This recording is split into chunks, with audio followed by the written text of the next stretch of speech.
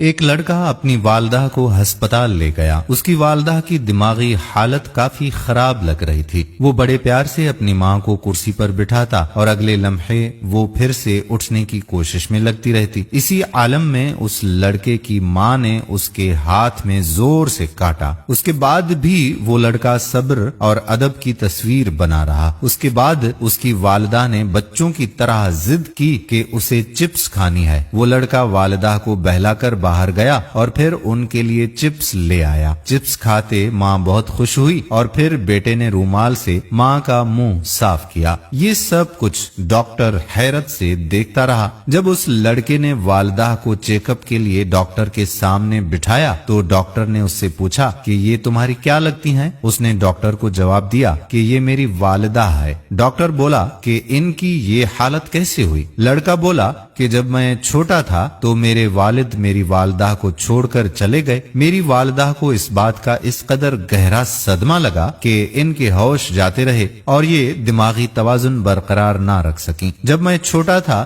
تو میری نانی ان کا خیال رکھتی تھیں۔ جب میری نانی کا انتقال ہوا تو میں نے ان کی ذمہ داری لے لی۔ تب سے لے کر اب تک میں اپنی والدہ کا خیال رکھتا ہوں۔ ڈاکٹر بولا یہ تو آپ کو پہچانتی ہی نہیں ہے۔ لڑکا بولا یہ نہیں پہچانتی کہ میں ان کا بیٹا ہوں، مگر میں تو اس بات سے باخبر ہوں نا کہ یہ میری ماں ہے۔ اتنے میں ڈاکٹر کے کمرے میں لگے فریم پہ خانہ کعبہ کی مصوری دیکھ کر اس لڑکے کی والدہ بولی کہ تم نے مجھے عمرہ لے جانے کا کہا تھا، تم مجھے عمرہ کب لے جاؤ گے؟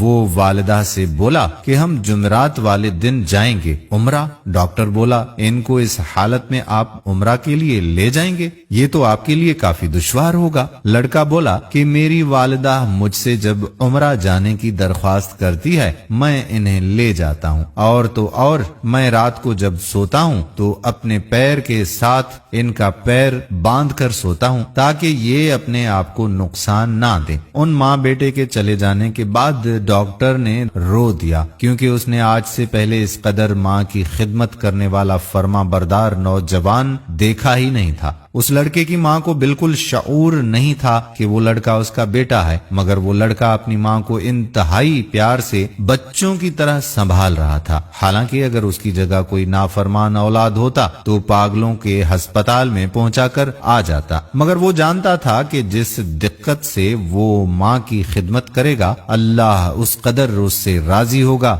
اور اس کے درجات بلند فرمائے گا۔ اللہ تعالی ہمیں اپنے والدین کی خدمت کا شرف نصیب فرمائے، آمین ثم آمین۔